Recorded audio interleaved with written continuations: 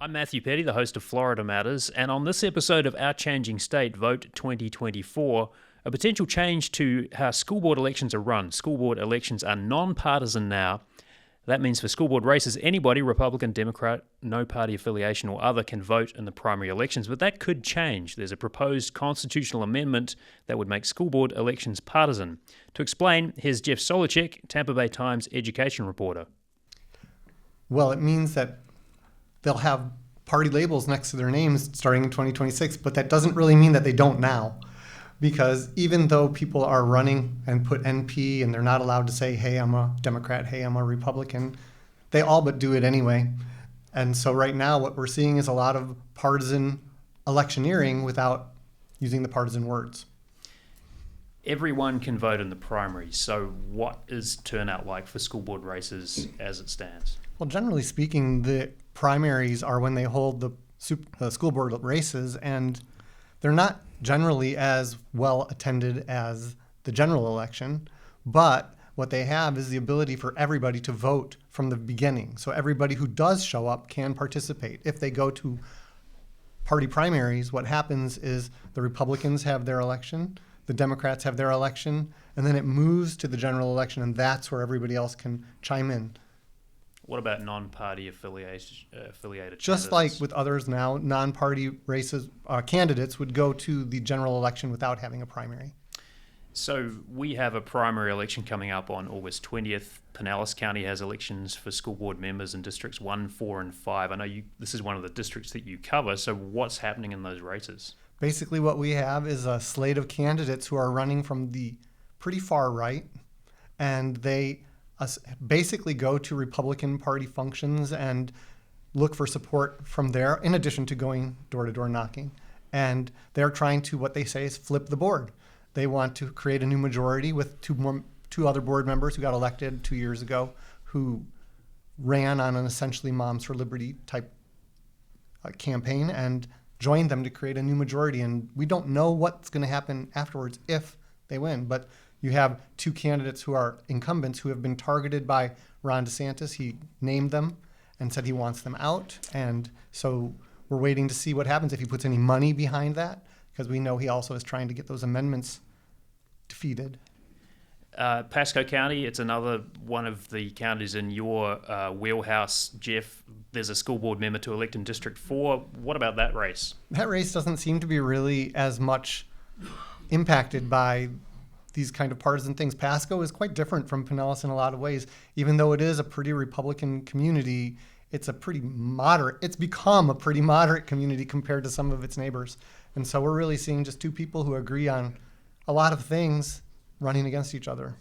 So let's talk more about the politicization of school board elections. I mean, you mentioned Pinellas County. Is this kind of something new for Pinellas County as far as what you're seeing over your coverage over the years? Well, I mean, I want to take you back a little bit. Before they had this amendment in 1998 and 2000, what happened was they were very heavily in Pinellas Republican, and the Republicans wanted to keep control of their board. And so when the amendment came out, there was a lot of pushback against the idea of becoming nonpartisan, but it was argued by some very partisan-minded people. J. Stanley Marshall, who was the former president of FSU, and he created the organization, the James Madison Institute, which basically drove Jeb Bush's education agenda. Mm-hmm. And he argued that education and schools are a public sacred trust that don't need to have partisanship in them. We need to talk about things in terms of education and not politics, not party politics. And more than 2 million people in the state of Florida agreed with him. And since then, it's been on a low boil. There are partisan issues that do come up. But after masking happened, people started to fight a lot more and show up a lot more. And we've seen increasingly the push back and forth. And the interesting part is at first it was very conservative people showing up arguing against something. And then the other side started to show up too. And so if anything, there's been great conversations happening at school board meetings that I hadn't seen in a long time. So in some ways it's good. But I mean, yes, it has become much more actively political and argumentative at school boards. So it makes it more interesting from a reporter's point of view. Oh, yes. Just coming back to that notion of the primary and closed primaries, the races you're describing, that they essentially get decided in August, right? So, I mean, is that the way most school board races work, and are voters aware of how that works? I can't say what voters are aware of. I think they should be. It's been this way for quite some time. But yes, if there are two candidates running against each other in an election in August, the winner wins, and that's it. It's over. Just sort of like if only one person runs, that person runs without ever showing up on the ballot. Now, if you have more than two candidates, there's a chance that nobody gets more than 50%, and then the top two move on to November. And everybody has a chance to participate in all these elections right now because they are nonpartisan. But if they move to a party primary, then that dynamic changes. No matter what county these elections are being held in, what advice would you give to voters to help decipher who these school board candidates are before they head to the polls on August 20th? Pretty much every sophisticated or serious candidate has a website, social media. They publish things on little documents that they bring to your door sometimes, and they lay out pretty clearly right now, more than ever before, exactly what they stand for. Some use code, some try and hide or pretend like they stand for something that they don't. But for the most part, you can, at this point, know what they're saying. And if you don't do your background research, at least enough to know, do they support this or that, then you're walking in blind. But most people lay it out pretty clearly. I'm for this, or I'm really against that. And if you haven't done your research yet and you're a voter, you've only got a couple weeks left really to get that research in, right? Well, you have until August 20th, so you have a month. So what are candidates this year saying about their political affiliation or lack of it? It's interesting. I went to one forum where one candidate stood up and said, I really want to tell you I'm a Republican, but I'm not supposed to. And so the law doesn't allow me to do this. And so I have to tell people I'm no party. And it's really hard because I really want to identify as who I am, kind of thing. Mm-hmm. And by the same token, I saw another candidate on social media who said, all these people ask me, are you a Republican? Are you a Democrat? Are you going to vote for Trump? Are you going to vote for Biden? He says, I'm running for this race because I'm for education. I'm not affiliated with the party, and I don't want to be affiliated with the party. If this were a partisan election, I wouldn't even be running. So it's a mixed bag. Jeff, you've got the long view, and you gave us a little bit of the history of partisan school board elections going back to when they were partisan and the amendment which subsequently passed and made them non-partisan.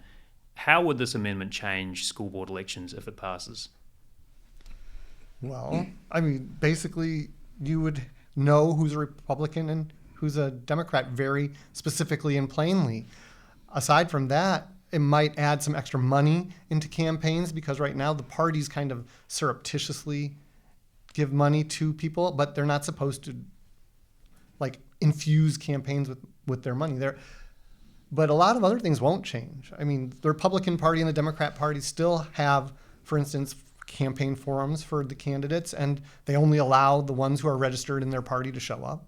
And things like that already happen. You still have candidates who come to your door and say, hi, I'm a nonpartisan candidate running for school board, and let me give you this packet from the people who are in my party, and you can see how they're running in other races, and maybe you can vote for all of them. So there's a lot of that already happening. So I'm more interested in what's going to happen now that term limits are in effect, which was a trade-off a year before we got this. Mm-hmm. They tried to do nonpartisan election or partisan elections at that point in 2022, and there was a huge pushback, and so they said, okay, let's just do term limits instead.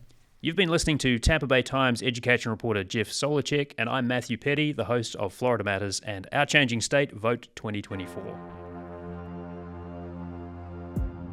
Our Changing State is a production of WUSF. Our executive producer is Gracyn Doctor. Scott Wachtler produces the podcast. Videos by Warren Buchholz and Chandler Balkcom, who also does our graphics. Engineering support from Blake Bass. Jackson Harpe composed our theme music.